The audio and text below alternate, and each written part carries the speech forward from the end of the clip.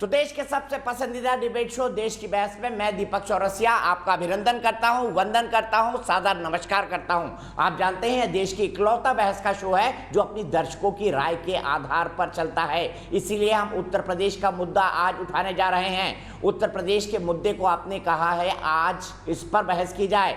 आज आपको जो 3 सवाल दिए गए थे उसमें आपने उत्तर प्रदेश के मुद्दे को चुना है और आज उत्तर प्रदेश को लेकर दिल्ली में राजनीतिक हलचलें तेज रही। मुख्यमंत्री योगी आदित्यनाथ दिल्ली आए और उनके इस मैराथन प्रोग्राम के अंदर हमने देखा कि कैसे उन्होंने गृह मंत्री अमित शाह से 1.5 घंटे की मुलाकात की। इसके बाद कल वो प्रधानमंत्री नरेंद्र मोदी जी से मिलने वाले हैं 10:45 पर। उसके बाद 12:30 बजे उनकी मुलाकात बीजेपी के अध्यक्ष जेपी नड्डा से है। अमित शाह की मुलाकात के बारे में खुद मुख्यमंत्री योगी आदित्यनाथ ने कहा कि वो गृह मंत्री अमित शाह का मार्गदर्शन लेने गए थे। दरअसल कोरोना की दूसरी लहर के चलते लंबे समय से दोनों बड़े नेताओं के बीच मुलाकात नहीं हुई थी, इसलिए मुलाकात बेहद महत्वपूर्ण है। इसलिए भी मुलाकात बेहद महत्वपूर्ण है क्योंकि पार्टी ने बीएल संतोष जो कि संगठन के महासचिव हैं उनको भेजकर उत्तर प्रदेश के बारे में एक रिपोर्ट तलब की थी कि सरकार का क्या फीडबैक है। उसी फीडबैक को उन्होंने अमित शाह, नरेंद्र मोदी और जेपी नड्डा के साथ शेयर किया था। आज गृहमंत्री ने उसी फीडबैक के बारे में समझा जाता है योगी आदित्यनाथ से बातचीत की हो। इसमें कई मुद्दे हैं। जो मुद्दे इसमें प्रमुख है उसमें उत्तर प्रदेश के अंदर सोशल इंजीनियरिंग करके जातियों को थामना, क्योंकि जब तक वहां पर सोशल इंजीनियरिंग और जातिगत समीकरणों को नहीं साधा जाता उत्तर प्रदेश में चुनाव जीत नहीं सकते। 8 महीने बाद उत्तर प्रदेश में चुनाव है, इसलिए पार्टी इसका एक ब्लूप्रिंट तैयार कर रही है। इसी के मद्देनजर न केवल सोशल इंजीनियरिंग होगी बल्कि मंत्रिमंडल का विस्तार भी होगा, क्योंकि मंत्रिमंडल में 18 पद इस वक्त खाली पड़े हुए हैं। साथ ही साथ अगर पार्टी के किसी नेता में कोई असंतोष है उसको दूर करने की बात भी कही गई है। साथ ही साथ ये भी कहा गया है कि अब पूरी यूपी बीजेपी को एकजुट आना होगा और एकजुट आने के बाद उत्तर प्रदेश में 8 महीने के बाद चुनाव में भारतीय जनता पार्टी को जाना होगा।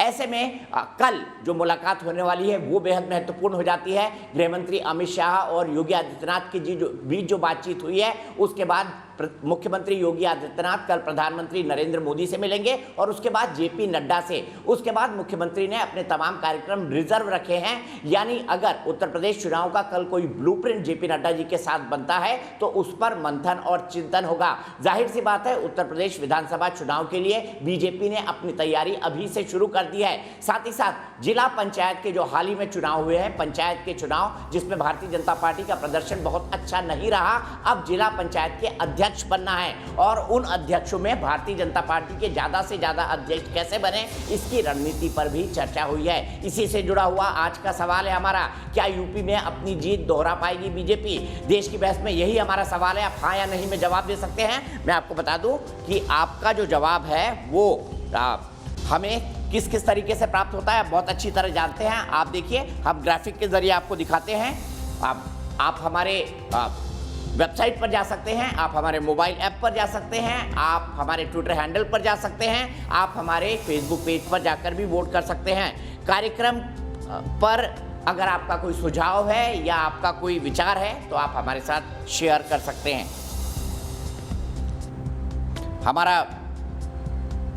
हमारा जो कार्यक्रम है वो है, हमारा जो व्हाट्सएप नंबर है वो है 971100226688।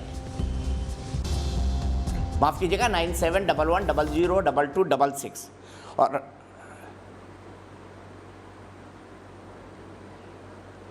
तो मैं जल्दी से अपने गेस्ट को इंट्रोड्यूस कर देता हूं। अनिला सिंह भारतीय जनता पार्टी की प्रवक्ता जुड़ चुकी हैं मेरे साथ। इसके अलावा उत्तर प्रदेश के पूर्व डीजीपी विक्रम सिंह जी भी हैं, उनसे भी इस मुद्दे पर बात होगी। समाजवादी के पार्टी के प्रवक्ता भी मेरे साथ हैं, उनसे भी बात होगी। साथ ही साथ हमारे साथ दर्शक भी जुड़ेंगे। इसके अलावा मेरे साथ एहतेशाम हाशमी जी भी जुड़ गए हैं जो कि सुप्रीम कोर्ट के वकील हैं, राजनीतिक चिंतक हैं, राजनीतिक विचारक हैं। मेरे साथ समाजवादी पार्टी के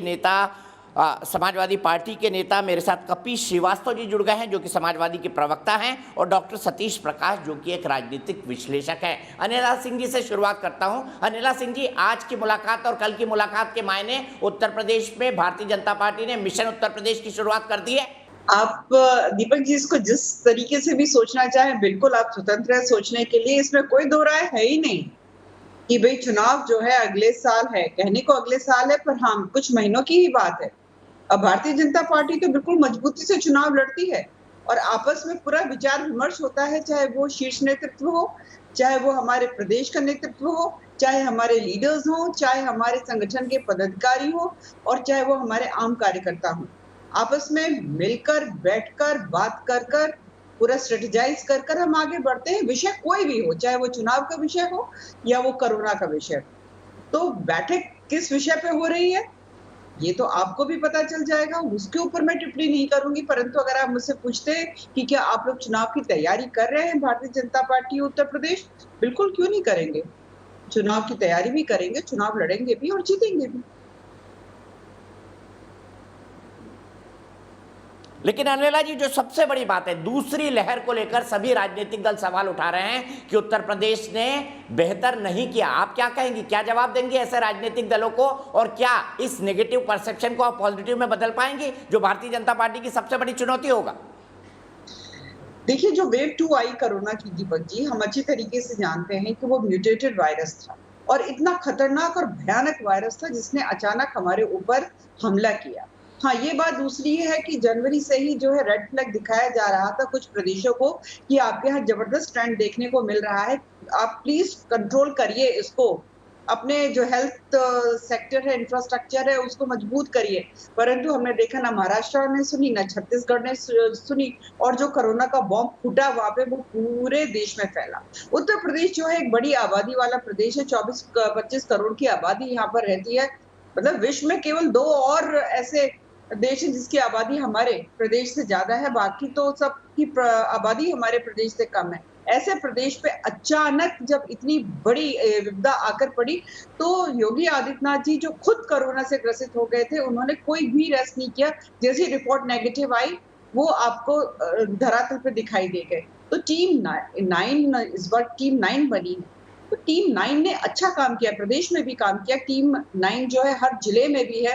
पूरे एक ऑक्सीजन अब तो एक ऑक्सीजन ग्रिड भी तैयार कर दी गई है, किसी चीज़ की कोई कमी नहीं है। एक एक टाइम पीरियड आया था कि ज़बरदस्त केसेज़ इतने ज़्यादा हो गए थे, ना केवल उत्तर प्रदेश की पर बगल वाले प्रदेशों से भी हमारे प्रदेश में आ रहे थे।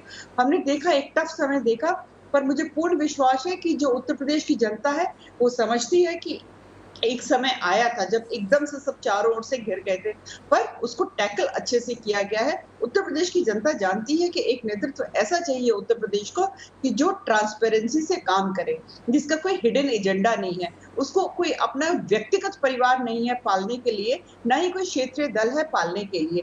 तो ऐसा ही नेतृत्व उत्तर प्रदेश की जनता को चाहिए, वो किसमें है? वो योगी आदित्यनाथ जी में है। तो सीधी-सी बात है, क्या मैं कहूँगी कि समझदारी उत्तर प्रदेश की जनता में है और वो जानती है कि कौन-सा नेता, कौन-सा राजनीतिक दल कितने पानी में है। जो लोग आज बहुत बड़ी-बड़ी बातें कर रहे हैं, अभी आप सुनिएगा समाजवादी पार्टी के प्रवक्ता बंधु से, वो कहेंगे कि हम आएँगे इसलिए क्योंकि किसानों की वजह से भारतीय जनता पार्टी से नाराज़ है। कोरोना की वजह से उत्तर प्रदेश की जनता नाराज़ है। भई इनसे पूछो आपने किसानों के लिए क्या किया? आपने कोरोना के समय जब कुछ समय का विपदा का बहुत ही टफ टाइम आया था, आपने क्या किया? केवल ट्वीट। अखिलेश यादव जी ने ट्वीट और जो वैक्सीन हेसिटेंसी है उसको बढ़ाने में काम किया। और फिर जब नेताजी ने वैक्सीन लगवाई, तो आपने वही मोदी वैक्सीन को आपने भारत सरकार की वैक्सीन कह दिया। तो सीधी-सी बात है कि जब हमें मायावती जी बिल्कुल गायब दिखाई देती हैं, अखिलेश यादव जी जो है केवल और केवल भ्रम फैलाते हैं, वैक्सीन के लिए उल्टा-सीधा बोलते हैं, तो यहाँ पे जनता देख रही है दीपक जी, काम कौन कर रहा है। ठीक है, मैं सीधे कपिल श्रीवास्तव जी के पास चलता हूं। कपिल जी, मुझे बताइए, क्या कोरोना काल में बेहतर कर पाई योगी सरकार? अनिला सिंह जी कह रहे हैं कि भाई हमारा मैनेजमेंट तो सबसे बढ़िया था, ऐसे में आप क्या कहेंगे समाजवादी पार्टी के प्रवक्ता के तौर पर? दीपक जी, समाजवादी पार्टी या किसी भी विपक्षी दल को अपनी व्यू कहने की जरूरत इसलिए नहीं है कि माननीय सर्वोच्च न्यायालय ने, माननीय दिल्ली हाई कोर्ट ने, माननीय प्रयागराज हाई कोर्ट ने समय समय पे वो इनको आईना दिखाया है कि इनको जीनोसाइड तक की बात कह दी प्रयागराज न्यायालय। माननीय सर्वोच्च न्यायालय ने क्या कह दिया था कि ये तो एक तरीके से मद्रास हाई कोर्ट ने क्या कहा ये तो सरकार हत्या कर रही है। तो देखिए, इनको जो आईना था वो समय समय पे विपक्षी दलों ने वही दिखाया जो माननीय सुप्रीम कोर्ट ने दिखाया, जो हमारी तमाम देश की हाई कोर्टों ने। अब अनिला सिंह जी अगर इसको ये मानती हैं कि वो उनके लिए तमगा है, तो ऐसा तमगा इनके लिए मुबारक। देश की जनता समझ रही है कि इन्होंने कोरोना के अंदर क्या किया। पूरा विश्व इस बात को देख रहा है कि अगर स्प्रेड किसी ने फैलाया तो वही सरकार फैलाई जो कि पीठ ठोकती थी कि हमने देखिए पहली लहर को कितना अच्छा मैनेज कर दिया, भारत से कोरोना गायब हो गया, 167 ऑक्सीजन का प्लांट लगाने के लिए प्राइम मिनिस्टर फंड से आपने पैसा दे दिया, 14 उत्तर प्रदेश में लगने थे। माननीय योगी आदित्यनाथ 14 में एक नहीं लगा पाए, साल भर हो गए। वाह रे मेरी सन, 5 मिनट की मॉक ड्रिल में क्या नतीजे आगरा के नर्सिंग होम के अंदर आए जिसमें 22 लोगों की लाश निकल गई। योगी जी आपको बधाई, क्योंकि आप तो वो व्यक्ति हैं जो गंगा जी में हिंदुओं की लाशें बह रही थी 2000, जिन्हें कुत्ते नोच करके खा रहा था, और आप कहते हैं कि आपने सरकार चलाई है उत्तर प्रदेश की सबसे बेजोड़। अगर आपने उत्तर प्रदेश की सरकार सबसे बेजोड़ चलाई तो हाई कोर्ट और सुप्रीम कोर्ट ने क्यों आपको आईना दिखाया? अगर आपने उत्तर प्रदेश सरकार बहुत अच्छी चलाई तो आप मुझे बताइए कि केंद्रीय नेतृत्व ने और आरएसएस के अंदर जो हाई क्लास ड्रामा देखने को मिला, और एक मीटिंग कोरोना के अंदर, जबकि भारत कोरोना से लोग लगातार मुसलसल मर रहे हैं, आज भी 1 लाख से ज्यादा के केस आ रहे हैं, आज भी 3000 के आसपास आदमी मर रहे हैं, ये चुनाव की तैयारी कर। अरे छिपाना भी नहीं आता और जताना भी नहीं आता। मोदी जी को योगी जी से कितनी मोहब्बत है ये बताना भी नहीं आता। सारे न्यूज चैनल बता रहे हैं कि क्या है और क्या नहीं है। मोदी जी क्यों तलब है, बीएल संतोष साहब क्यों आए थे, उत्तर प्रदेश के प्रभारी ने क्या किया, और उस मुख्यमंत्री को तो हार्दिक बधाई जिसके 200 विधायकों ने उत्तर प्रदेश के विधानसभा के अंदर उनका विरोध किया। उन मंत्रियों को बधाई, उन विधायकों को बधाई जिन्होंने सक्षम रूप से इसी कोविड काल में सारे आईने वही आईने दिखाए जो कि सुप्रीम कोर्ट दिखाती रही है। तो अनिला सिंह जी को तो बिल्कुल सही लगता है। और अनिला सिंह जी तो मेरी बात कह रही थी कि अभी हमारे समाजवादी मित्र कहेंगे किसान, क्यों नहीं कहेंगे किसान, देश के किसान है। कोई समाजवादी पार्टी और भारतीय जनता पार्टी के किसान नहीं है। 6 महीने से बैठे हुए हैं, 400 की शहादत हो चुकी कोरोना काल से पहले। और वाह रे अनिला सिंह जी, अरे किसानों पे कुछ तो आंसू बहा लिया होता। नहीं पीएम साहब बहा पा रहे हैं, नहीं सीएम साहब बना पा रहे हैं। कम से कम आप एक यत्र नारस्ति पूजनती हैं, आप तो कम से कम एक बेटे के, एक शौहर के, एक भाई के जाने का दर्द महसूस कर सकती थी। आप भी किसानों के साथ नहीं खड़ी है, बहुत अच्छी बात है। देश दिखाएगा 2022। आपको आत्ममंथन और आत्मचिंतन ज्यादा करने की आवश्यकता है, क्योंकि अगर देश के लिए आपने काम किया होता तो कोरोना काल से पहले देश की जीडीपी 3% पे नहीं जाती, जबकि आपने आधार वर्ष के अंदर आधार वर्ष को चेंज कर दिया। आपने अनऑर्गेनाइज सेक्टर को ऑर्गेनाइज सेक्टर में लेके कपिल श्रीवास्तव, बाकी पॉइंट आगे, पहले आपके बताए हुए मुद्दों पर जवाब ले लेते हैं।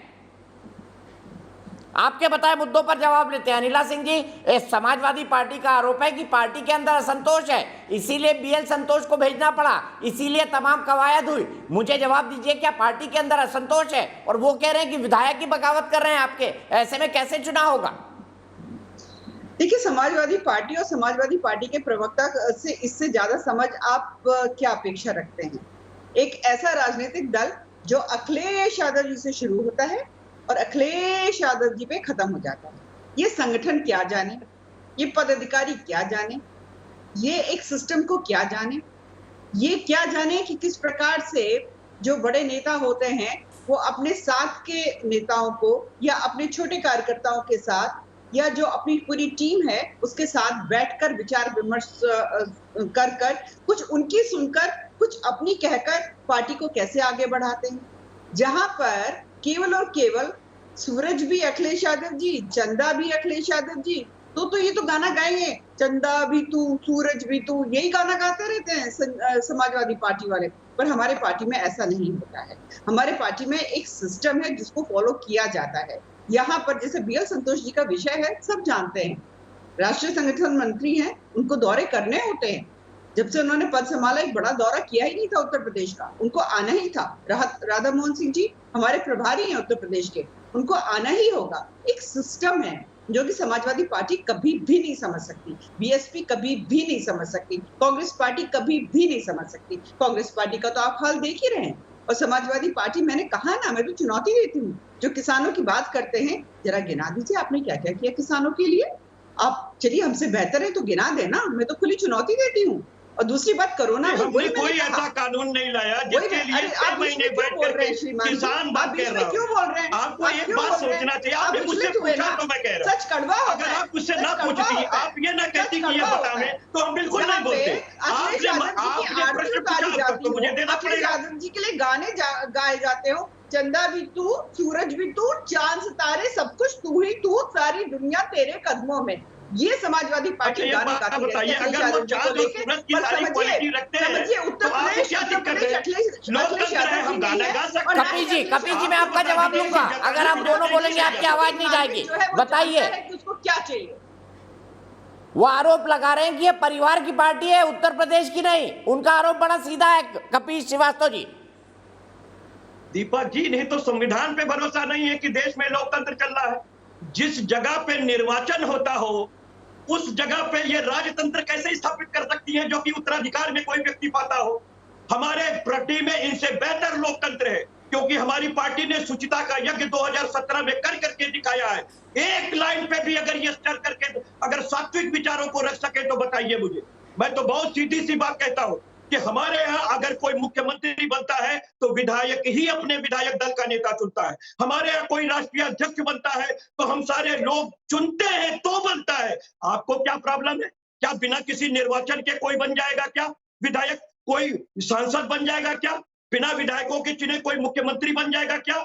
तो सबसे बड़ी बात, इनको इस बात से सपने से जगना पड़ेगा कि देश 1947 में आजाद हो गया और परिवारवाद और उत्तराधिकार की बात वही संपन्न हो गई जहां भारतीय संविधान में इसे गणराज्य घोषित किया गया। इसको तो बोलते हैं अगर ये जोक इस ऑफ तरह द की डे। बात करती है तो अंग्रेजी यह में बोलते भारतीय हैं जोक संविधान ऑफ का द डे। उपहास उड़ाती है। यह भारतीय जोक संविधान ऑफ का द डे। उपहास उड़ाने वाले लोग हैं। ये अनुच्छेद 21 का उपहास उड़ाया इन्होंने। कोविड के अंदर ऑक्सीजन नहीं दे पाए, रेमडेसिविर इंजेक्शन नहीं दे पाए, ये एम्बुलेंसेस नहीं दे पाए। ये उत्तर प्रदेश में वही एम्बुलेंस दिए तो हम लोगों ने दी थी। जो विश्वास इंफ्रास्ट्रक्चर हम लोगों ने दिया था उसी को यूज इन्होंने किया है। इन्हें शर्म आनी चाहिए कि न देश को आगे बढ़ा सके न प्रदेश को आगे बढ़ा सके। देश की भी जीडीपी माइनस में कर दिए और प्रदेश के तो हाल ही बुरे हैं। 15% की बेरोजगारी दर तो कोरोना काल से पहले थी, पूरे देश में 23% है। इनको जवाब देना होगा देश के बेरोजगारों को। ठीक है, मैं आप दोनों के पास आऊंगा, दोनों के वैलिड पॉइंट है। मैं डॉक्टर विक्रम सिंह जी के पास चलता हूं, उनसे समझने की कोशिश करता हूं। उत्तर प्रदेश के बहुत नजदीक से उन्होंने उत्तर प्रदेश को देखा है। मैं विक्रम सिंह जी आपसे समझना चाहता हूं, सब राजनीतिक पार्टी के अपने अपने मेरिट्स होते हैं। आपको क्या लगता है, आज उत्तर प्रदेश में बीजेपी ने एक तरह से विधानसभा चुनाव की तैयारी शुरू कर दी है, आगे में क्या आप देखते हैं? क्या ब्रांड योगी के साथ मजबूती से खड़ी हो पाएगी भारतीय जनता पार्टी उत्तर प्रदेश के चुनाव के लिए आने वाले समय में? क्योंकि उन्होंने डिसाइड कर लिया है कि बस इसी के साथ जाना है। दीपक जी, वैसे राजनीति मेरा विषय नहीं है और इस प्रश्न का उत्तर मैं प्रयास कर सकता हूं, क्योंकि ये बिल्कुल ही आपने दार्शनिकों के बीच में एक लोहार को बुला लिया है। तो जो लोहार जिस स्तर का उत्तर दे सकता है, जिस बौद्धिक क्षमता प्रतिभा का इसीलिए कहते हैं 100 सुनार की एक लोहार की। चलिए, तो अब लोहार की सुन लीजिए। लोहार ये साफ दिख रहा है आपके पास कितने विकल्प हैं। विकल्प 1 योगी जी, विकल्प 2 अखिलेश जी, विकल्प 3 मायावती जी, विकल्प 4 देखिए, सपने देखने में तो कोई बुराई है नहीं, मैं भी सोच सकता हूं मैं मुख्यमंत्री बन सकता हूं, लेकिन मुख्यतः अगर आप ये देख लें, आपने सबको ट्राई कर लिया। अब आप आए कैरेक्टर के ऊपर, अब आप आए पर्सनल इंटेग्रिटी के ऊपर। आप नंबर देते चले, चरित्र, सत्यनिष्ठा, प्रशासनिक क्षमता और जनता में एक विश्वसनीयता, इन 4 मानक के ऊपर अगर आप नंबरिंग देना चाहें, अब मैं नंबर यूं नहीं दूंगा क्योंकि ये गोपनीयता मेरी निजता के ऊपर है, ये नंबर मैं व्यक्तिगत जो मैं दूंगा वो अपने पास रखूंगा। आप सभी विद्वान पैनलिस्ट ने नंबर दिए मत दीजिए सर, मत दीजिए, हम नहीं चाहते अभी से इतना बड़ा विश्लेषण हो जाए। लेकिन मैं आपसे सीधे सतीश प्रकाश जी के पास चलता हूं। सतीश प्रकाश जी मुझे बताइए, विक्रम सिंह जी माफ कीजिएगा, मैं आपको 1 मिनट रोक रहा हूं। सतीश प्रकाश जी आप बताइए, अनिला सिंह जी कह रही है उनकी पार्टी में सब कुछ ठीक ठाक है, आप राजनीतिक विश्लेषक है, बताइए आपको सब कुछ ठीक ठाक लगता है? नहीं, जिस तरह के जो हालात पैदा हुए हैं वो सबके सामने जग जाहिर है ना। पिछले 8-10 दिन में जो घटनाएं घटी हैं, जिस तरह से योगी जी बार बार मोदी जी की तरफ और मोदी जी योगी जी की तरफ, तो ये अनिला जी मुझसे बेहतर जानते हैं। मैं उत्तर प्रदेश का नागरिक होने के नाते कुछ सवाल है। अनिला जी ने अभी कहा कि उत्तर प्रदेश की बड़ी आबादी की वजह से सरकार नाकाम रही इस व्यवस्था को संभालने में। तो अनिला जी, यही उत्तर प्रदेश है जिसकी वजह से आप केंद्र में सरकार चला रहे हैं। यही उत्तर प्रदेश है जहां पे इसकी अधिक आबादी के कारण ही यहां से सबसे ज्यादा लोकसभा के सदस्य आपको जिता करके भेजे हैं। यही उत्तर प्रदेश की जनता में। देखिए, कभी भी आपको सत्ता किस लिए दी थी? आपने कभी इस बात का मंथन किया? इससे पूर्व की जो सरकार थी उसके ऊपर आपने आरोप लगाए कि उनकी कानून व्यवस्था बहुत बेहतर नहीं है। अगर आप उत्तर प्रदेश की जनता आपको मौका देगी तो आप कानून व्यवस्था को सुधारेंगे। आपको एनालिसिस करना चाहिए कि आपने इतनी बड़ी सरकार और स्पष्ट बहुमत होने के बावजूद भी क्या आप उत्तर प्रदेश की कानून व्यवस्था संभाल पाए? आपने एनकाउंटर तो कराए। मुख्यमंत्री जी ने यह दावा किया कि या तो अपराधी का एनकाउंटर हो जाएगा या अपराधी जेल के अंदर रहेगा। जब अपराधी जेल के अंदर है, एनकाउंटर कर दिया आपने, फिर उत्तर प्रदेश में अपराध क्यों पनप रहा है? आपको बताइए। आपने कहा कि इससे पूर्व की सरकार में बहु बेटियां सुरक्षित नहीं है। आप हमको यह बताइए कि जब एक बेटी के साथ बलात्कार हो रहा था, बीजेपी के विधायक ने बलात्कार किया, आपने उसके खिलाफ क्या कार्रवाई की? आप ही के बीजेपी के एक बड़े लीडर जो केंद्र में अटल जी की सरकार में बाकायदा राज्य गृह मंत्री रहे, जब उन्होंने एक बेटी के साथ बलात्कार किया तब बीजेपी उसके साथ रही। अगर हाथरस में एक बेटी के साथ बलात्कार होता है तब आपके तमाम लीडर आरोपियों के घर पे जाकर के बैठते हैं। तो ये कैसी सरकार है? आपने पिछली सरकार के ऊपर ये आरोप लगाए कि पिछली सरकार ने कहीं ना कहीं नौकरियों की बंदरबाट की। आपने विज्ञापन नहीं निकाले, आपने किसी को नौकरी दी? अगर नौकरी की बात करते हैं तो हमने नौकरी दी। हमने इस उत्तर प्रदेश के अंदर, जब पूरे देश में भ्रष्टाचार से नौकरियां मिलती है, हमने 1 लाख सिपाहियों की भर्ती करी, जिसको भारत सरकार नहीं, जिसको पूरी दुनिया ने एक पैमाना माना। और आप देखेंगे घर घर में बालिकाएं, बेटियों को नौकरी गई। हमने 1 लाख सफाई कर्मचारियों को भर्ती किया, हमने 1.5 लाख शिक्षकों को भर्ती किया, 10 लाख इस उत्तर प्रदेश में हमने नौकरियां बांटी। आपने कितनी नौकरियां बांटी? तो ये चीजें हैं। और देखिए, आज भी बीजेपी के हित में यह मुद्दा नहीं है कि वो उत्तर प्रदेश की सुरक्षा या उत्तर प्रदेश का भलाई कैसे कर सकते हैं। अगर माननीय प्रधानमंत्री जी अगर उत्तर प्रदेश से आते हैं, जब हम सरकार में थे,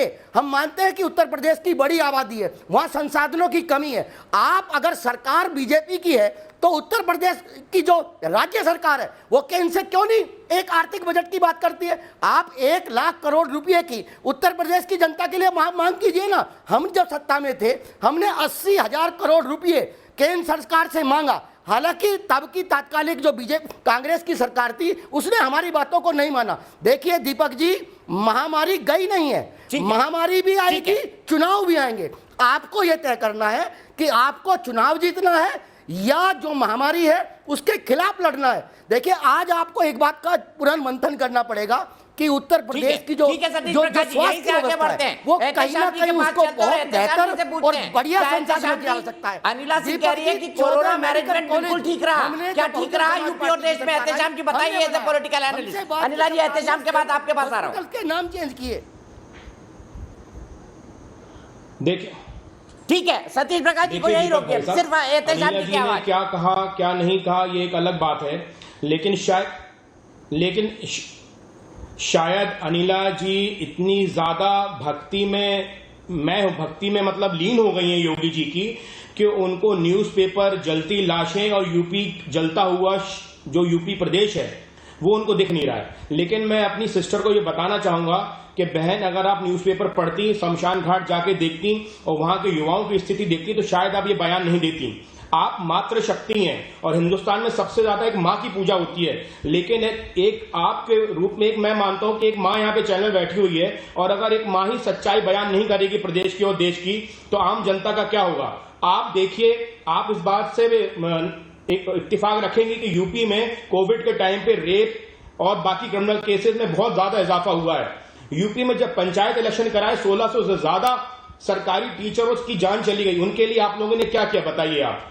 आज रेप के केस में यूपी नंबर 1 बनने की कगार में है, आपने क्या किया। यूपी का जो पढ़ा लिखा बच्चा है, जो पढ़ा लिखा स्टूडेंट है, वो जॉब के लिए दर दर की ठोकरें खा रहा है और महाराष्ट्र और दिल्ली के चक्कर लगा रहा है। उनके लिए आपने क्या किया बताइए, इसका जवाब आपको देना है। आपकी सरकार है, सरकार का काम होता है कि सबका साथ सबका विकास, लेकिन यहां का सत्यानाश और सबको बर्बाद करके रख दिया है आपने। इसके बारे में क्या कहना है आपको। आप गूगल पे यूपी टाइप करिए और क्रिमिनल केसेस, रेप केसेस, आपको मैं बताना चाहता हूं एक भाई की हैसियत से कि 670 क्रिमिनल केसेस बीजेपी के लीडर्स पे से यूपी सरकार ने विड्रॉ किए हैं। इसके बारे में क्या कहेंगे आप। एक तरफ तो आप दम भरती हैं कि यूपी से हम क्राइम खत्म कर रहे हैं, लेकिन 700 क्रिमिनल लीडर जो थे बीजेपी के, उनके आपने क्रिमिनल केसेस विड्रॉ कर लिए। तो इस तरह से क्राइम कैसे हो गया बताइए। देशवासी आज आपको देख रहे हैं और आपको जवाब देना है कि यूपी की यह खस्ता हालत, यूपी की जो इकोनॉमी है, जो वहां के लोगों की स्थिति है, वो इतनी दयनीय है कि उनके घर में एक दाना चावल का खाने का नहीं है। लेकिन आज भी अगर आप जैसे सीनियर लीडर्स, आप जैसे पढ़े लिखे लोग योगी सरकार की नाकामियों को छुपाएंगे तो हम जैसी आम जनता फिर कहां जाएगी बताइए आप। दीपक भाई साहब से भी मैं सवाल पूछना चाहूंगा। दीपक भाई साहब, आपको भी सवाल पूछना चाहिए कि यूपी इतना बड़ा प्रदेश है, उसके बावजूद भी यूपी सरकार ने कोरोना से लड़ने के लिए क्या तैयारी करी, इनकी क्या गाइडलाइन थी। मैं आपको चैलेंज करता हूं दीपक भाई साहब कि हमारी सिस्टर जो यहां बैठी है, यूपी को रिप्रेजेंट कर रही है, इतनी बड़ी पॉलिटिशियन है, अगर ये मुझे एक पेज की भी गाइडलाइन दिखा देंगे ना कि यूपी सरकार ने कोरोना से लड़ने के लिए बनाई होगी 2 महीने 3 महीने पहले, तो आप जो बोलेंगे मैं वो करने को तैयार हूं। ठीक है, मैं पूछ लेता हूं। अनिला सिंह जी बताइए, क्या किया आपने कोविड से लड़ने के लिए। हाशमी जी के मुताबिक वो एक पॉलिटिकल एनालिस्ट हैं, ऐसा कुछ नहीं किया जिसके लिए आपको क्रेडिट की जाए। वो अपना तर्क रख रहे हैं इस बारे में।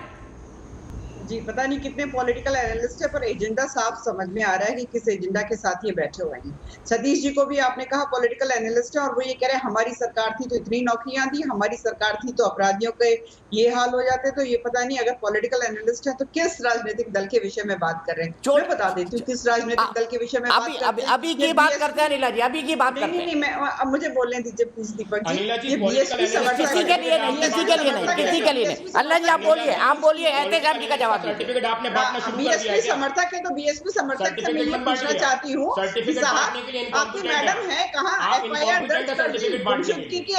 अरे साहब चुप, आप चुप रहिए, अब मेरी बारी है, जब आपका नंबर आएगा बोलिएगा। आपने काफी उल्टा सीधा बोल दिया, मैंने सुन भी लिया। आप मुझसे बात कर रहे थे कि शमशानों की, और मैं इंतजार, सुन लीजिए, चैनल में सर्टिफिकेट बांटने की जरूरत नहीं। मैं आप जैसे लोगों को मुझे आवश्यकता भी नहीं कि सर्टिफिकेट बांटूं जो एजेंडा के साथ यहाँ बैठते हैं। अनिला जी अभी की बात कर लेते हैं ना, पुरानी बातों को ले जाने से कोई मतलब नहीं, अभी की बात कर लेते हैं। मैं इनको उत्तर देती हूँ, कोरोना पर बात कर लेते हैं। जो सो कॉल्ड पॉलिटिकल एनालिस्ट बैठे कोरोना पर बात कर, इन्होंने अभी बात करी। इतना विचलित होने की जरूरत नहीं है, डिबेट पर बैठिए। अगर कड़वा बोलते हैं तो कड़वा सुनने की भी आदत डालिए। यहाँ पर मैं आपके केवल भाषण सुनने के लिए नहीं बैठी हूँ। आप मेरी सरकार के बारे में उल्टा सीधा बोलेंगे, मैं आपको यहाँ पे आपकी आप सुशांत की बात कर रहे थे ना, समाजवादी पार्टी और बीएसपी समाजवादी पार्टी और ये जो पॉलिटिकल एनालिस्ट बैठे हैं, ये तीनों के तीनों शमशान की बात कर रहे थे ना। मैं तो इंतजार कर रही थी कब्रिस्तान भी दिखा दिया जाए। लगातार शमशान दिखाए जा रहे थे, इंटरनेशनल मीडिया भी शमशान दिखा रही थी। कभी लाशें जलती हुई दिखा रहे थे, कभी गंगा के किनारे दफनाए हुए दिखाए जा रहे थे, कभी रामनवमी चदरें दिखाई जा रही थी, पर कब्रिस्तान की तो एक भी फोटो नहीं आई। ये वायरस क्या देखकर इन्फेक्ट करता है? ये हिंदू हैं, इन्हीं को इन्फेक्ट करो, इन्हीं को इन्फेक्ट करो, इन्हीं को इन्फेक्ट करो। क्या मुसलमानों को इन्फेक्ट नहीं किया गया? तो साफ दिखता है कि एजेंडा क्या था, किस तरीके की एजेंडा से पूरी न्यूज कवर की गई है। यहाँ पर ये भी आप लोगों ने हिंदू मुस्लिम किया।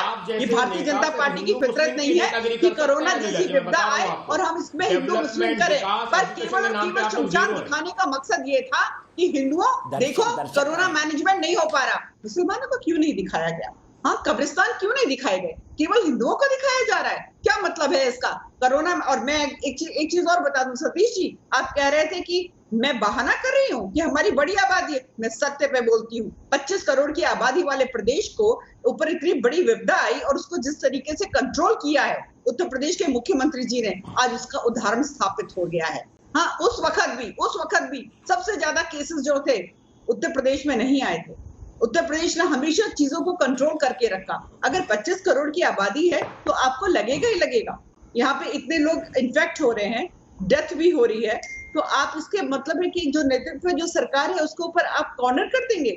आप लोगों के राजनीतिक दल ने, आप लोगों के नेताओं ने क्या किया, उसका विपदा जो पड़ी हुई थी, जो आपदा हमारे ऊपर आई, उसमें अवसर ढूंढ रहे थे, और वो भी राजनीतिक। आप लोगों ने सोचा राजनीतिक रोटियां सेक लें, ये फायदा होगा हमें चुनाव में, और कुछ आपने दिखा दिया।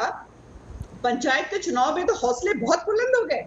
हाँ, मुंगेरी लाल के सपने देखने लग गए आप साहब। उत्तर प्रदेश के लोग जो है ना, इतने मूर्ख नहीं है, इतने मूर्ख नहीं है। आप लोगों की हांडी चढ़ चुकी है, देख चुके हैं एक तो किस प्रकार से भ्रष्टाचार हुआ, मूर्तियों पे मूर्तियां बनाए जा रहे हैं, मूर्तियों पे मूर्तियां बहन जी की, और सबने देख लिया कि ठीक है, मैं सीधे कपिल श्रीवास्तव जी के पास चलता हूं। कपिल श्रीवास्तव जी बताइए आप क्या कहेंगे? कपिल श्रीवास्तव जी अनिला जी की बात पर क्या कहेंगे, आप बताइए। अनिला जी की बात पे हम यही कहेंगे कि राम राज्य का भरोसा दे करके मदिरा राज स्थापित किया योगी राज ने, क्योंकि उनके इस शासन काल में 4.5 साल के 7 आपराधिक ऐसे मदिरा पान हुए हैं जिसमें 100 से ज्यादा की जाने गिनी। और अभी अभी अलीगढ़ के अंदर आपने देखा है नमूना। वाह रे मेरे योगी जी, हर बजट में पीठ ठोकते हैं कि मैंने सबसे ज्यादा शराब से पैसा कमाया है और 1% सिर्फ गौ माता जी के लिए लगाया। तो वाह रे धन्य हो सरकार, और संत की सरकार चल रही है साहब मदिरा राज की। अब एक चीज मैं कहना चाहूँ, इन्होंने एनसीआरबी के आंकड़े उठा लीजिए। इनकी सरकार चाहे केंद्र में हो चाहे राज्य में हो, शिक्षित बेरोजगारों ने दीपक जी 60% बेरोजगारी है, और सबसे ज्यादा आत्महत्या की। शर्म की बात है इनके। किसानों को भी पीछे छोड़ दिया। हमारा किसान जो मुसलसल मरता रहा, हम सारे लोगों की कमियों से मैं एक्सेप्ट करता हूं चीजों, लेकिन वाह रे योगी और मोदी की सरकार, 60% की बेरोजगारी आपने पकड़ा दी। एक तरफ से आपने वेतन आयोग खा लिया, दूसरे तरफ से पेंशन खा लिया, सारे लोगों की जवानी और बुढ़ापा आपने सड़क पर ला दिया। और अगर बच्चों ने बाल मुड़वाया तो एक मुंडा ही आदमी क्या कहता है कि उनके कर्म ही ऐसे थे कि मुड़वा मुंडे हो गए। तो ये सोचना चाहिए किसी भी संवैधानिक पद में बैठे हुए बच्चों, एक पिता को, क्योंकि कोई भी सीएम या पीएम किसी प्रदेश और किसी देश के लिए पालनहार होता है, एक पिता के समान होता है, अपने बच्चों का अपमान करते हैं। वाह रे योगी जी, आपने क्या कहा था कि इस देश में, हमारे प्रदेश में रोजगार की कमी नहीं है, नौकरी की कमी नहीं है, यहाँ योग्य लोगों की कमी है। और जब बच्चों ने आपको मोमबत्ती जला के आईना दिखाया तो आप अमेरिका तक नौकरी दिलाने लगे। कितनी फ्रॉड, कितना झूठ परोसेंगे आप। देश की जीडीपी -7, देश का बेरोजगारी दर 23%, 65 साल की सरकार जिसमें अटल बिहारी जी की सरकार ने मिला करके भी भारत के इंफ्रास्ट्रक्चर के लिए 45 लाख करोड़ ही केवल उठाए, आपने केवल 7 साल में करिश्मा कर दिया। 51 लाख करोड़ रुपया विश्व बैंक से उठाया और किस इंफ्रास्ट्रक्चर में लगाया, जबकि आपने 15 एम्स की घोषणा करने के बाद केवल 3% आपने जो है धन मुहैया कराया। किसी के पास ओपीडी है, किसी के पास भर्ती करने की जगह नहीं, किसी के पास जमीन है तो किसी के पास बिल्डिंग नहीं। ये है योगी सरकार और ये है मोदी सरकार, दूसरों के पुरुषार्थ को घोल के पीने वाली सरकार। आज कोविड मैनेजमेंट के अंदर उन्हीं पुरानी सरकार के पुरुषार्थों पर आज लड़ाई लड़ी है, चाहे हम जीते हो या हारे हो। हार तो इनकी वजह से हुई। आप देख लिए उत्तर प्रदेश के अंदर क्या स्थिति थी कि प्रयागराज ने क्या कहा कि संविधान के अनुच्छेद 21 का वायलेंस किया गया है। जो सरकार संविधान के 21 अनुच्छेद के अंतर्गत जो हमें प्राण एवं दैहिक स्वतंत्रता का अधिकार हासिल कराया है, जो हमें चिकित्सा की गारंटी दी गई है, उस चिकित्सा की गारंटी पे आपने पानी फेर दिया। आपने एक छोटी छोटी अनिवार्य दवाएं नहीं हासिल कराई, आपने ऑक्सीजन नहीं हासिल कराया, आपने वेंटिलेटर हासिल नहीं कराया। आपने वेंटिलेटरों को तो छोड़ दीजिए, आपने और 5 साल की योगी सरकार में दीपक भाई एक भी एम्बुलेंस भारतीय जनता पार्टी के सरकार के समय में नहीं खरीदी गई है। मैं इस बात को चैलेंज कर रहा हूं। बाकी आपने देखा होगा कि किस तरीके के इनसे सांसद दलाली करते हैं और अपने घर में एक नहीं 25 एम्बुलेंस रखते हैं, जिसकी वजह से सैकड़ों लोगों की मृत्यु इसी बिहार के अंदर हुई। और धन्य है नीला जी और धन्य है मोदी जी, उनको अपने लोग इस तरीके के नहीं दिखते। योगी जी के साथ 200 लोग धरना दे रहे हैं उनके खिलाफ, आप टीम 9 और टीम 11 बना रहे हैं। टीम 11 बनाए थे और आप बहुत अच्छा काम कर रहे थे, क्यों आपने बदल दिया? क्यों आपने खो खो की टीम बना ली क्रिकेट की टीम को हटा करके? इसका जवाब आपको प्रदेश की जनता को देना पड़ेगा। और आप कहते हैं कि आप मुंगेरी लाल के सपने देख रहे हैं। ठीक है, हम मुंगेरी लाल के सपने देख रहे हैं, क्योंकि उत्तर प्रदेश में 4 बार हमने सरकारें बनाई हैं और चलाई हैं और इस प्रदेश को खुशहाली से भरा है। क्योंकि कोई भी इंफ्रास्ट्रक्चर उठा करके आप देख लीजिए, चाहे लखनऊ के अंदर, चाहे पूरे प्रदेश के अंदर, वो अखिलेश यादव जी की सरकार की देन रही है। आपने तो केवल नाम बदला, आपने इकाना स्टेडियम का अटल बिहारी कर दिया, आपने राम मनोहर लोहिया का बदल दिया, लखनऊ में बनाया हुआ कैंसर हॉस्पिटल का आपने प्रयास किया और आज आप कोविड हॉस्पिटल भी हम लोग के कहने से बनाए। आपने जेपी के यादगार में जो हम लोगों ने बनाया था उसको बेचने का प्रयास किया। आपकी तो वो सरकार है जो पूरे देश के इंफ्रास्ट्रक्चर को बेच के और लोगों को भगाने में लगी हुई है और आज तक एक भगोड़ा वापस नहीं ला पाई। यही सत्यता है। 100 दिन में काला धन नहीं आया, पेट्रोल बढ़ गया 100 के ऊपर, डीजल बढ़ गया 100 के पार। शर्म नहीं आती है 35 रुपए में देने वाले ये जो पेट्रोल और डीजल की बात करते थे, आज वो लोग कहाँ है? इनको बताना पड़ेगा, इनको देश को जवाब देना पड़ेगा दीपक जी। और ये देश की बात हो रही है। ठीक है कपिल जी, जवाब ले लेते हैं अनिला जी से। अनिला जी इनको लीजिए जवाब इनसे। इनका कहना है कि पूरी तरह से फैले और ये कह रहे हैं कि आपने हमारी सरकार के पुरुषार्थ को अपने नाम कर लिया कोविड में। यही कह रहे हैं, एम्बुलेंस हमारी, अस्पताल हमारे नहीं खोले, हमने जो जो काम किया उसको आपने अपना लिया। नहीं, अगर इन्होंने इतने अच्छे काम किए होते तो 2014 में दिखा दिया होता, हाँ 2017 में दिखा दिया होता, 2019 में दिखा दिया होता। पर हमने तो देखा ना लगातार कि किस प्रकार से इनके रिजल्ट्स रहे हैं। तो कबीर जी पता नहीं कहाँ किस दुनिया में रहते हैं। और इनको एक चीज समझ लेनी चाहिए, हमने करके ये जो कर रहे हैं बातें, तो इनको ये समझ लेना चाहिए कि कोई भी सरकार आती है वो काम करती है, उस सरकार में कितना काम किया गया और उस काम में से जो पैसा लगा है कितना उस परिवार जो अपने आप को डायनाक्रेट्स होते हैं उनके झोली में चला गया और कितना जो है जमीन पे लगा। तो उसमें अगर आप कंपैरिजन कर लेंगे तो आपको पता चल जाएगा कि समाजवादी पार्टी या बीएसपी जब जब सत्ता में आए हैं केवल और केवल भ्रष्टाचार किया है, इसके अलावा कुछ भी नहीं किया है। भ्रष्टाचार के नाम पर अगर अपना ये गिना रहे हैं, काम नहीं गिना पाए। जब भी आप समाजवादी पार्टी से पूछेंगे तो कहेंगे नहीं हमने मेट्रो शुरू करी थी जो कभी चालू नहीं करवा पाए, वो हम स्टार्ट कर पाए। फिर ये कहेंगे एक एक्सप्रेस वे बनवाया था और एक अरे क्या हो गया आप बोल लीजिए, आप आए ना, आप बोल लीजिए, आप बोल लीजिए, आप बोलिए। नहीं मैं आप हमने मेट्रो बनाया तो जोश चढ़ रहा हो बोलने का। अनुराग भाई एक मिनट उनको कंक्लूड करने दीजिए। मैंने कपिल श्रीवास्तव को बहुत टाइम दिया था, प्लीज बीच में मत बोलिए अनुराग भाई उनको कंप्लीट कर लेने दीजिए, अनिला जी को कंप्लीट करने दीजिए। अनुराग भाई ये गलत है, अनिला जी कंप्लीट करिए अपनी बात। तो सीधी सी बात है, एक्सप्रेस वे जो ले देकर जो भी इन्होंने बनाया हुआ है उसकी हालत भी हम ही ने ठीक कराई है। तो आज चाहे इंफ्रास्ट्रक्चर की बात कर ले जिसमें एक्सप्रेस वे भी आता है, अस्पतालों की बात कर ले और ये एम्बुलेंस की बात कर रहे थे। हमें अच्छी तरीके से पता है कि क्या होता था एम्बुलेंस उस वक्त। तो कुछ भी हो, उत्तर प्रदेश की जो जनता है वो देख रही है, चाहे वो नौकरियों का मामला हो, चाहे वो सुरक्षा का मामला हो, चाहे अपराधियों के नकेल लगाने की बात हो। हमने तो 1000 करोड़ की प्रॉपर्टी उनकी जब्त करी है, समाजवादी पार्टी ने या बीएसपी ने कौन सी प्रॉपर्टी जब्त कर ली थी? हम तो कहते हैं हमने 130 के करीब एनकाउंटर्स किए हैं जघन्य अपराधियों के। आज जब विकास दुबे जैसा जघन्य अपराधी एनकाउंटर में मारा जाता है और हमने देखा कि किस प्रकार से समाजवादी पार्टी, कांग्रेस और बीएसपी ने आंसू बिल्कुल उसके लिए। खुशी दुबे की बात तो करेंगे भाई। हाँ बिल्कुल। खुशी दुबे को क्यों आपने अंदर कर रखा है भाई? उस बेचारी का क्या गलती है जरा बताइए। नहीं आप बताइए, खुशी दुबे को क्यों आपने अंदर रखा भाई? उसके पति ने गलती की, उसके पति को सजा मिली, वो बेचारी की नहीं शादी हुई। कंप्लीट करने दीजिए, अनिला जी कंक्लूड करिए। विकास चंद्रा मेरे साथ जुड़ गए एक महत्वपूर्ण खबर के साथ। खुशी दुबे को क्यों आपने अंदर रखा है? विकास चंद्रा एक महत्वपूर्ण खबर के साथ जुड़ गए। अनिला जी एक मिनट कंक्लूड करिए।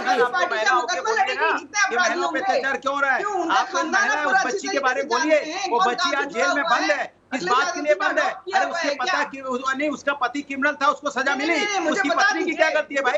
उसकी शादी उससे होगी, गलती है?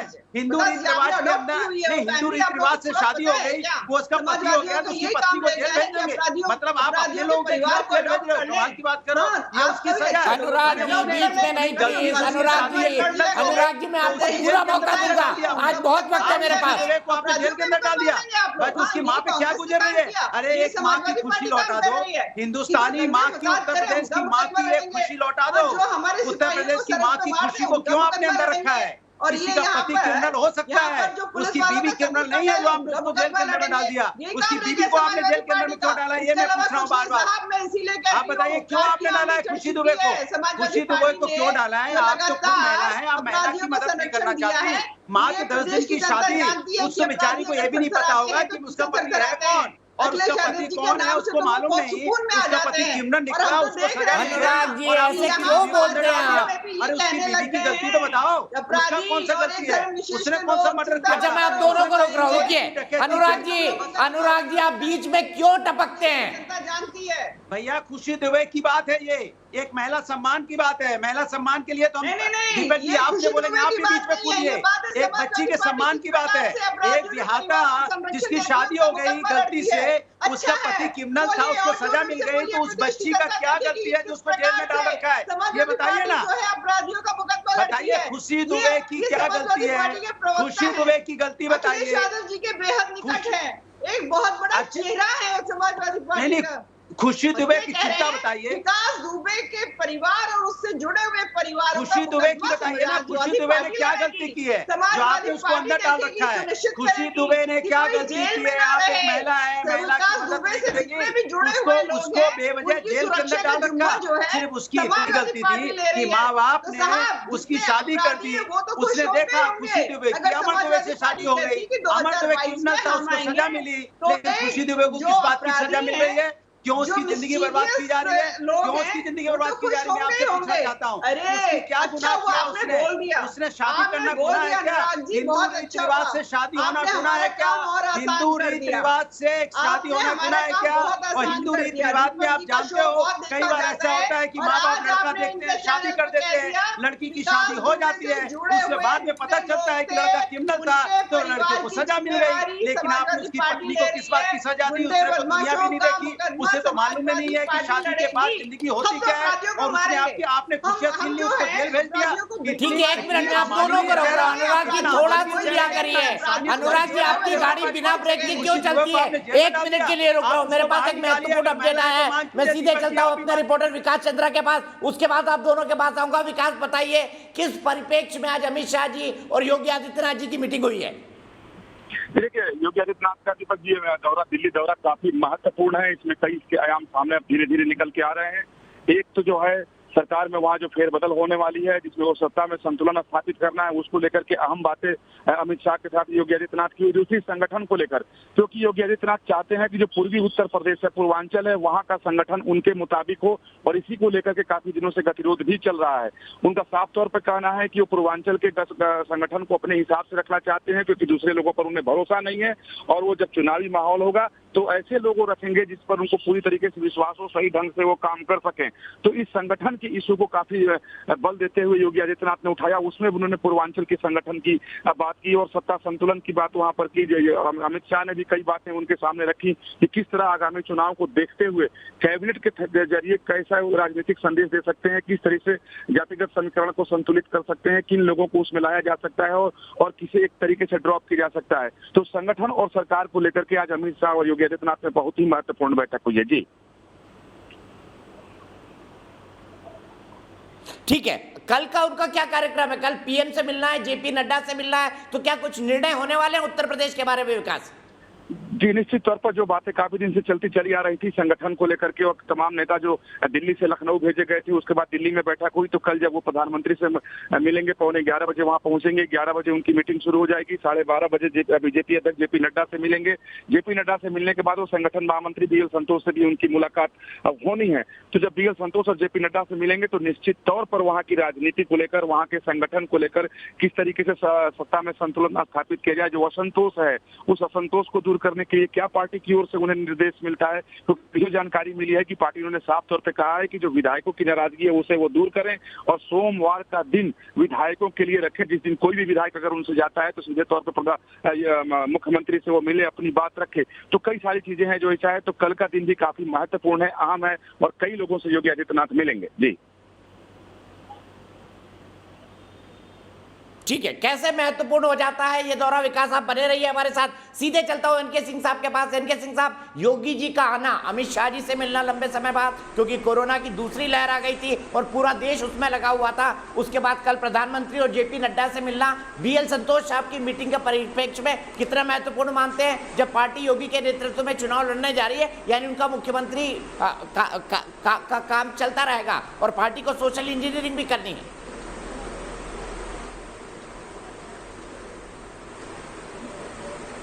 जी हाँ, बिल्कुल सही कहा आपने। और इसका लब्बो-लुआब ये है कि योगी बने रहेंगे, लेकिन कुछ परिवर्तन होंगे और वो कैबिनेट में भी होंगे, ऑर्गेनाइजेशन में भी होंगे। लेकिन इसमें एक पेच है अभी भी, जो दोनों के बीच में एक मतभेद हो गया है पार्टी ऑर्गेनाइजेशन और योगी जी के इंडिविजुअल उस पे। उसका सबसे बड़ा दारोमदार है कि योगी जी जो पूर्वांचल में अपनी बादशाहत रखना चाहते हैं और अपना वर्चस्व रखना चाहते हैं, इसके पीछे एक बहुत बड़ा राज है।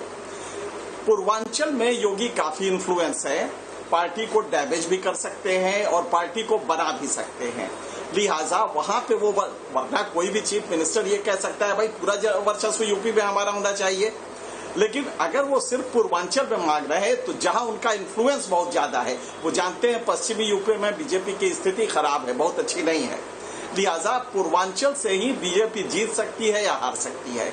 इसीलिए वो पूर्वांचल में चाहते हैं कि सारी जो भी टिकट डिस्ट्रीब्यूशन से लेकर ऑर्गेनाइजेशनल स्ट्रक्चर हो उस पे उनका वर्चस्व हो। और ये एक पेज है, मुझे लगता है कि जिसपे सेंट्रल लीडर को सोचना पड़ेगा कि तब योगी जी की बार्गेनिंग कैपेसिटी काफी बढ़ जाएगी, दोनों तरह से बढ़ जाएगी, पार्टी को जिताने के लिए भी, सत्ता में आने के लिए भी, और पार्टी को नुकसान भी पहुंचाने के लिए। तो मुझे लगता है ये ज्यादा इंपॉर्टेंट है कि पूर्वांचल वो क्यों मांग रहे हैं। एक चीफ मिनिस्टर है, वो तो पूरे यूपी मांगना चाहिए, लेकिन यूपी न मांग के वो पूर्वांचल इसलिए मांग रहे हैं कि उनकी बार्गेनिंग कैपेसिटी जो होगी बरअक्स विद इन पार्टी और विदाउट पार्टी के बाहर भी, इन दोनों में उनके लिए अपने हिसाब से वो चुन सके और एमएलएस का टिकट भी डिस्ट्रीब्यूट कर सके।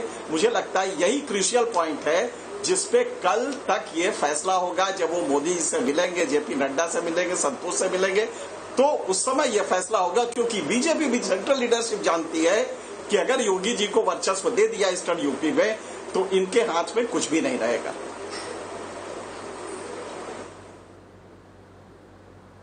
ठीक है, आपको क्या लगता है ऐसे में पार्टी क्या बीच का रास्ता निकालेगी एनके सिंह साहब?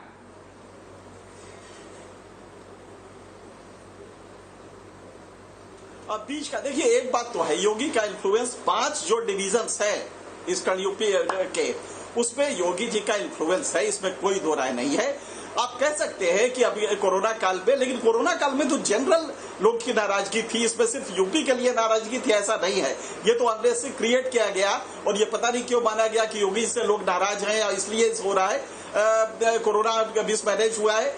ये वजह नहीं है। योगी जी की अपनी स्टाइल है जिसको लेके एक सेक्शन है जो कि नाराज था और नाराजगी के पीछे भी सेंट्रल लीडरशिप है। तो ऐसे में ये जो समझौता होगा, योगी जी यहाँ पे बिल्कुल नहीं मानेंगे अगर ईस्टर्न यूपी में उनके वर्चस्व को जरा सा भी आंच लगने दी। आप जानते हैं कि किसी एक व्यक्ति को लाके एमएलसी बना के वहां पे चाहा जा रहा था कि उनको मजबूत पोजीशन दिया जाए, मेरे ख्याल से वो भी योगी जी ने नहीं माना। तो ईस्टर्न यूपी में अपना वर्चस्व कहीं से ढीला नहीं होने देंगे। लिहाजा केंद्र सरकार, सेंट्रल लीडरशिप को सतर्क रहना पड़ेगा और इस पे मुझे लगता है कि दबना पड़ेगा सेंट्रल लीडरशिप को, और जो वो मांग रहे हैं वो करनी पड़ेगी। ईस्टर्न यूपी उनको देना ही पड़ेगा और कोई विकल्प नहीं है, वरना योगी जी नुकसान भी पहुंचा सकते हैं। ठीक है, मैं यहीं पर ब्रेक के लिए रुकता हूं। ब्रेक के बाद हम तुरंत वापस आते हैं, हमारी बहस जारी रहेगी उत्तर प्रदेश की नई राजनीतिक हलचल पर। ब्रेक।